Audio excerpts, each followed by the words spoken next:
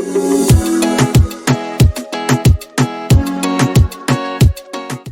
after the 3 years, we were sent to Benin Republic in a place called Calavi, where we have a formation house called International Spiritual Year. There, all of us in the whole world, we meet, all of those who want to become missionaries with the SMA. We meet there for 1 year. And during that program, we learn about the Society of African Missions, our charism, and also about our founder. And the founder of the Society of African Mission is called Monseigneur de Marion Bréziac, or Bishop de Marion Bréziac. He is from Lyon in France. And the charism, by founding SMA, our charism is especially to evangelize Africa and the people from African origin. We have to go to the most abandoned in the remote areas of Africa where the gospel has not yet been preached. And when we go, we have to consider human being in a holistic aspect, that is education, health, and also spiritual aspects. So we don't just go to proclaim Jesus Christ or good news to them and go. We need to bring schools, we need to bring hospitals, we need to build churches.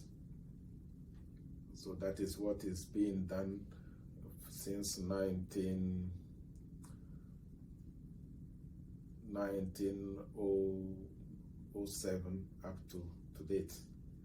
The first missionaries went to Sierra Leone before 20th century, that is 1886, that they reached Sierra Leone.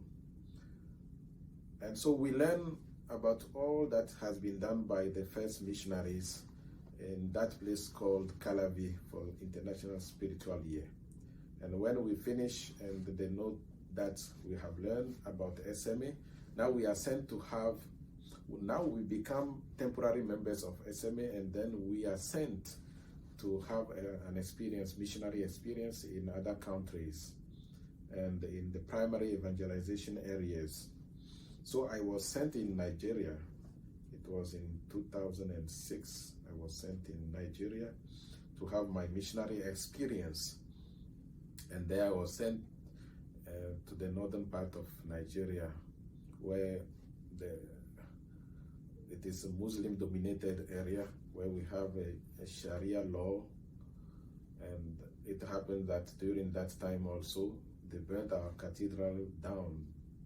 But we had a good relationship with the Muslims in our parish area, because the emir, who is like a chief in that area, he protected us a lot. He gave us opportunities to go around and to be in good terms with Muslims, and those who really want to embrace Christianity, they are welcome. They were welcome. And from there, after that experience, now I have to apply. If after having that experience, I feel like I am really called to become a missionary and to embrace that type of mission, difficult mission in remote areas. If yes, then I have to apply in order to be accepted for one more year in the SMA, and then I will be sent to start theological studies. So it is there that I applied. I renewed my commitment in the SMA, and I was sent to Nairobi in Kenya at the Catholic University of East Africa to study theology. And so I spent 4 years in East Africa, in Kenya, studying theology. When I was there, I took the opportunity to know other countries like Tanzania, where I have to learn the language, the Swahili language, because when you go to Tanzania, you cannot communicate with English. They use the Swahili as their national language.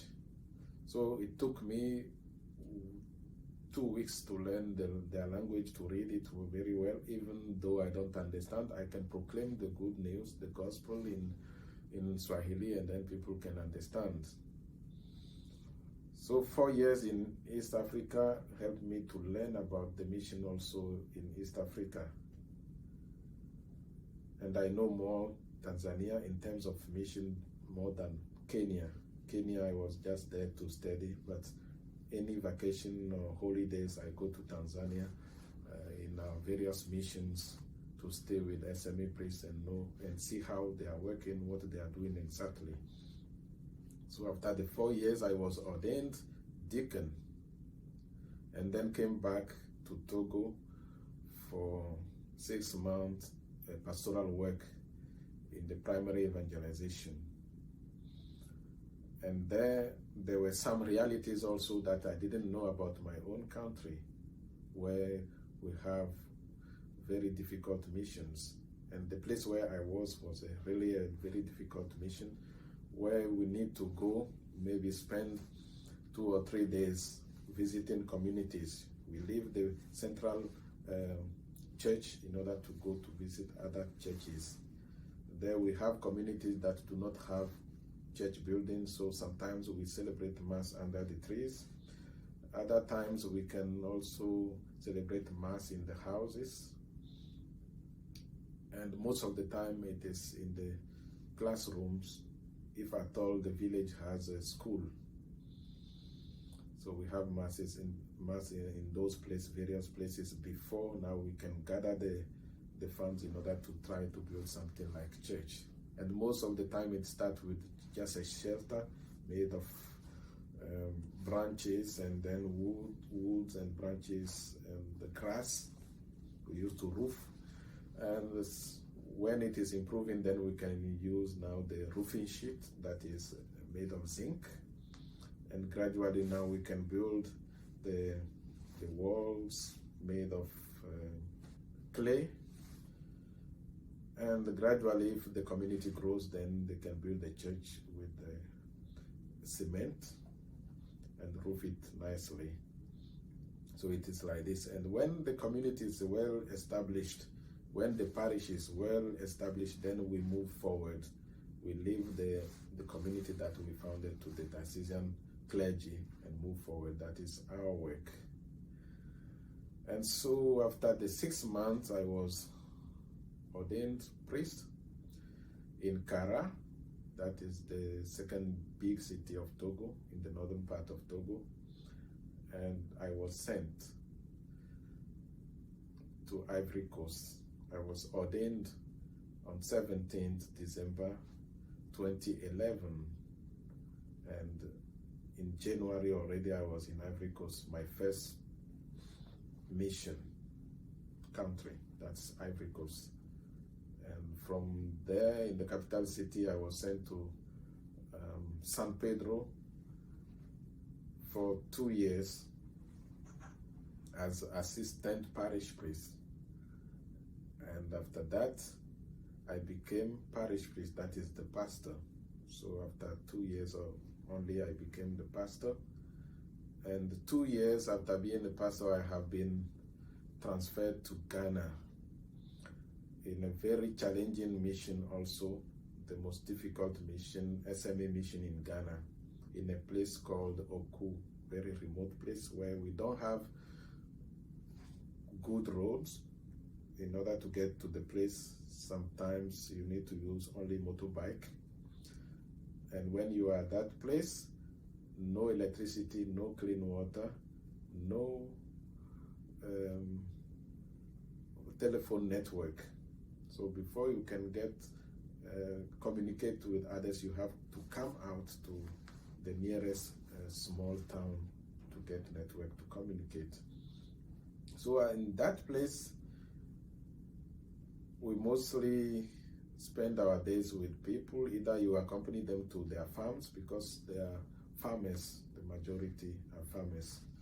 We accompany them to their farms, or we create our own farms that we work, and we meet only in the evenings in the church.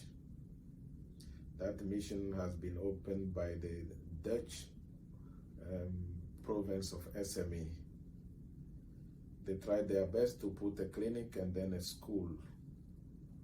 And so the school and the clinic now are being run by a congregation of sisters, St. Louis sisters. So they too, they are so courageous enough to be in that place. Most of the times, what helps us to stay in those places is that we take time to visit people in their homes in the evenings. We read a lot, and also we pray in the church with them in order to really occupy them. That's what we do. And we need at least to come out of the place almost every week in order to get food, stuff, grocery, and all those things. In order to get light, we have to apply to some organization that can support to get the solar panels. The generators that we have there, they don't stay for long. When we get them, maybe 2 or 3 years, they are spoiled, and then there is nobody to repair them or to fix them. But the solar system, the solar energy is the best that we can use. So we were able also to get solar panels in order to have light. But that the maintenance also is so expensive, because we need to bring somebody from the capital city in order to do the maintenance. For the water, we need to drill. We did 3 different drillings, but we couldn't get water.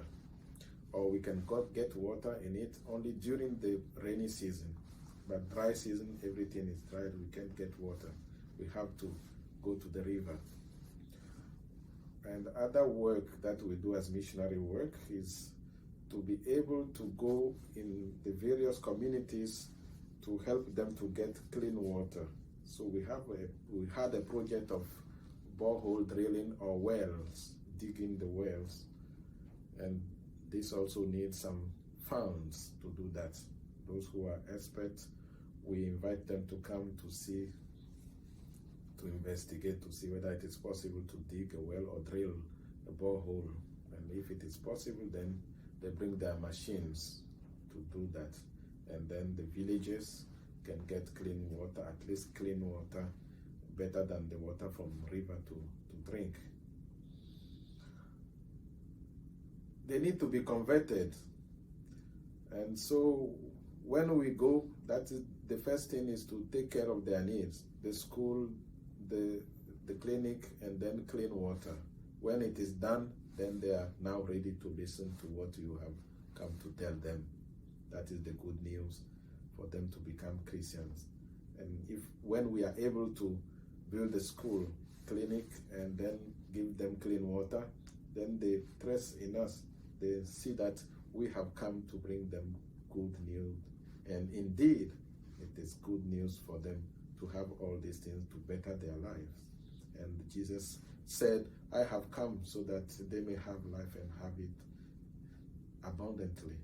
And those kind of work that we are doing as missionaries is a symbol, a sign that Jesus has come to save them, not just their souls, but holistically all the aspects of their lives. So this is my journey. This was my journey up to the time I finished that village, and then I came out to the second big city of Ghana, that is Kumasi, where I was given also a parish as a pastor. That parish also is in the midst of a Muslim community. It is a little bit a poor community. It is called the slum area of the town. So we have to also provide clean water for them. We have to provide schools for them. They have already clinics. So the first SMA priest who started the mission in that area has built already a school and also a clinic.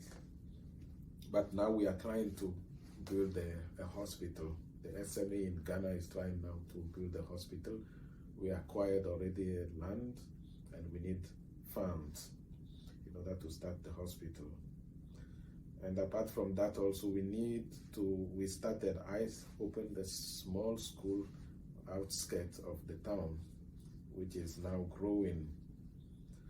And after spending 5 years there, now I have been assigned back to Togo to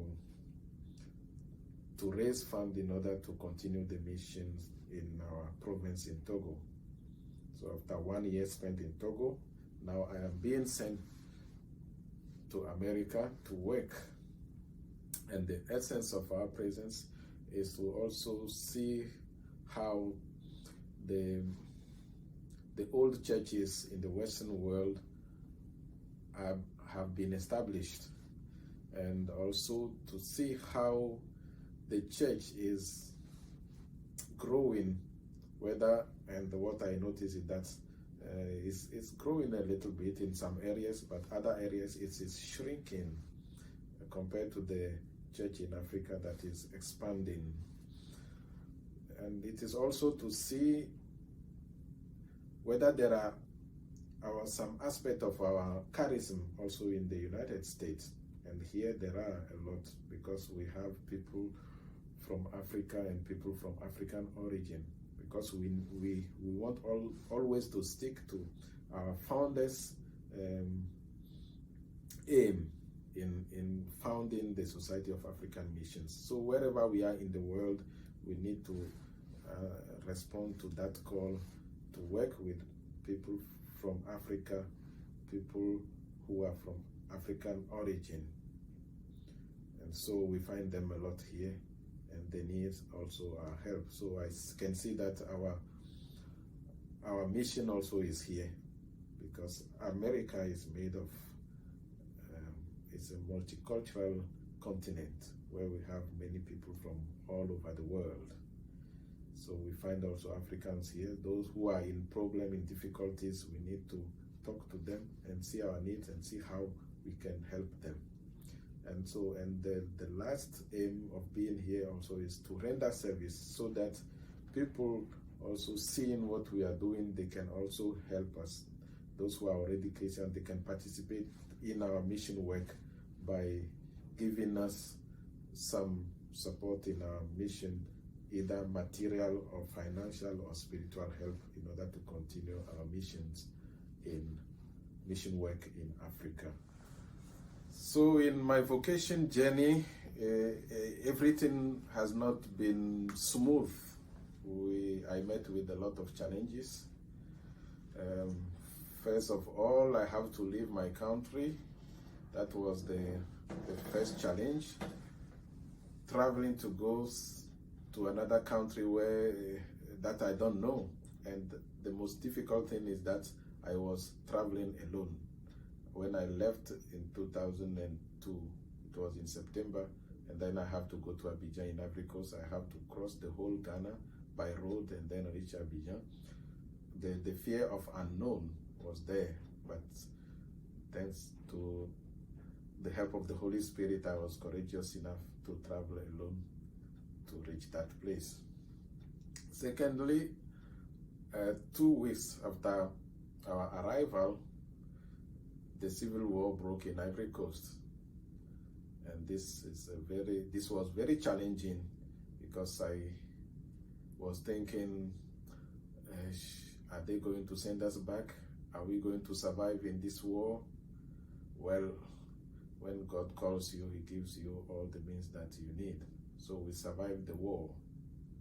Even I remember I was even arrested by the rebels, because I was traveling to the northern part of Ivory Coast to spend Christmas, and I was arrested by the rebels, and thank God, after keeping me for some time, they released me. So other challenges is the language. Sometimes you cross a country and then you don't know their language. In order to communicate, it's very difficult.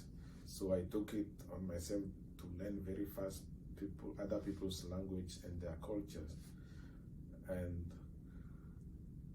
another challenge also is the one in Nigeria, as I mentioned earlier before, the tension with the Muslim, the clashes between Muslims and Christians.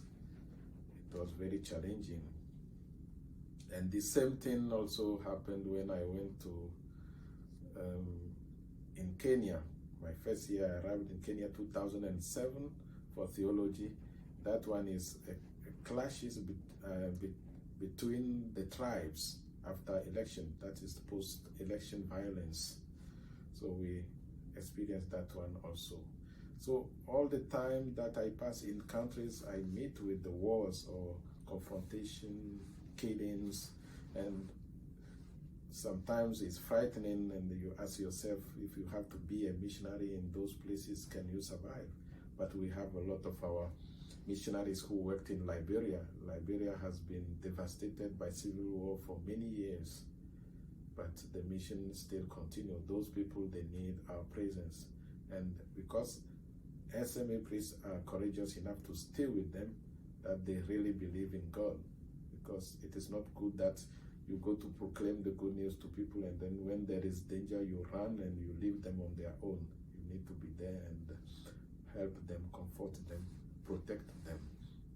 That is what our first missionaries, SMA missionaries, that's what they left for us as examples to follow. Because some accepted really to die in the mission land, killed probably by pandemics, some because they have grown old, others by other things. Accident can happen. And so these are few challenges. Sometimes also we have the financial challenge, because to do a work and then you want to help people but you don't have means, and it's so painful. People rely on you to help them and then you don't have the means. Sometimes you are obliged to take what you have to eat in order to give to them. The money that you have that can help you to go for 1 week, you need to save somebody's life with it by carrying the person to hospital and then paying the bills. And I think that even the church here in Champagne, St. Matthew also is doing the same thing to help poor people. We are doing the same thing in Africa. Other challenges is also that I met was the challenge with the family. It's not all the family members that accepted I should become a priest or a missionary. Maybe becoming a priest and staying at home, being a decision, would have been better for them. They would have loved it. But leaving the country and then going back probably after 2 years, every 2 years, they really didn't like it. But now they got used to it. Other challenges during the formation, we meet people with different characters and you need to cope with them. You meet people from different backgrounds, from different cultures, and you need to cope with them. Sometimes there is cultural clashes, and then there is tension in the formation house or in the community of priests, and we have to overcome those circumstances and live as a united community and have our eyes fixed on the same goal, that is to bring good news to people. Because when we are divided, we don't really show good example. We are not really good witnesses. So we make violence on ourselves to come together when there are clashes in order to be good examples for others to follow. Thank you very much.